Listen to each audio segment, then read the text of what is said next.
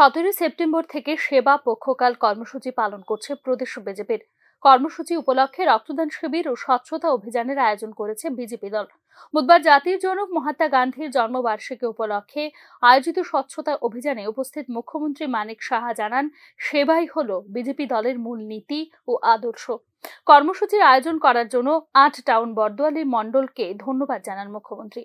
রাজ্যবাসীকে আসন্ন দুর্গাপূজা ও মহালয়ার শুভেচ্ছা জানান মুখ্যমন্ত্রী। ত্রিপুরাবাসীকে, সারা ভারতবাসীকে আমি এই সেবা পক্ষকাল এবং আজকের মহালয়ার যে দিন আজকে আপনারা জানেন সবাই, সেই উপলক্ষে আমি সবাইকে হার্দিক অভিনন্দন, শুভেচ্ছা জানাতে চাই।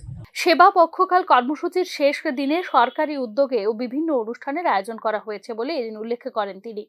সুন্দর ও শান্তিপূর্ণ পরিবেশে দুর্গাপূজা উদযাপনের জন্য রাজ্যবাসীর প্রতি আবেদন রাখেন মুখ্যমন্ত্রী মানিক সাহা। জাতি সবার মধ্যেই দুর্গাপূজা উপলক্ষে একটা সবাই বসে থাকে এবং এটা একটা বিরাট পর্ব আমাদের জন্য।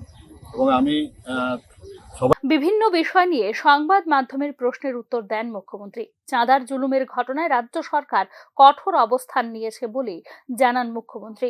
এদিন কর্মসূচিতে উপস্থিত ছিলেন মেয়র দীপক মজুমদার, তাপস ভট্টাচার্য সহ অন্যান্যরা। Bureau report, news now.